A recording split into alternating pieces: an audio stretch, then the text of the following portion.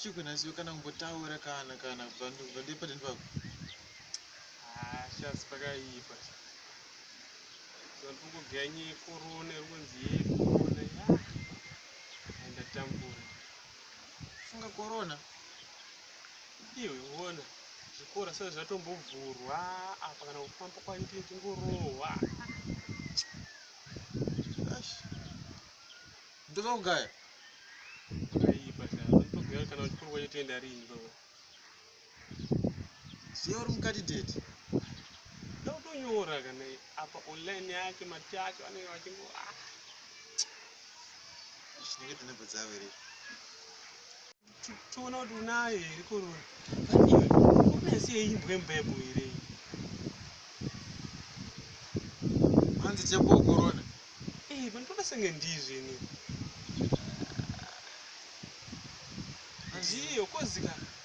Najasigna vakaimba tiri kushandira korona. Vanhu vakawanda shomwana. Vanhu ndo vakakonzeresa. Ndisina korona so. Azi tikuda korona, tichakuwa korona kana takunda tapedza basa redu chimboyo akasonga yetu nje. Wati ndiko ni idea. Aiwa ndikurwadziwa ndikamuka soka ruva. Shwe itaura ngemanzi chakuwa korona. Iwe takabvunza kuenda kuchechi tunama toti mwari korona tichaida. Tisakaikumbira korona imani. Tisakaikumbira kuti mwari mwari chikutore korona tichaida. Kuzotasaoneka chikoro zvakavharwa.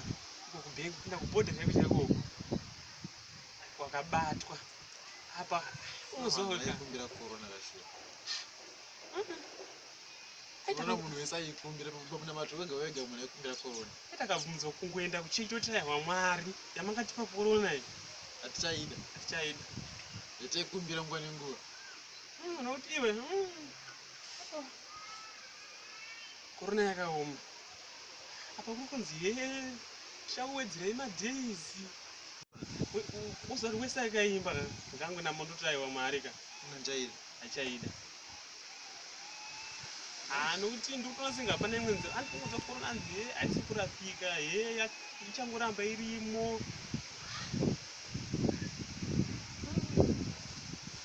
Ndo anonzi mahwana asangana nenyika dzese. Patoziva kuti mwari wakagumbuka. Pamwari wakagumbuka zvakorona isiriyo.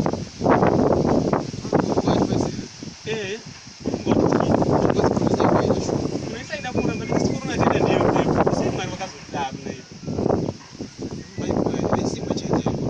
Ndazoziva.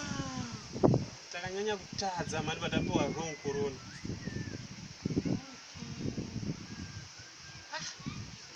Kuti udika. Shomwari ako inini yaikora ndingotaura kuti nditotsvaka huku pateni pangu hapana iripo. Ndisari kuba wakangogara shamwari. Apa undainongonyepo korona iripo zvairabatsira shamwari handakana huku shamwari. Usadaro so.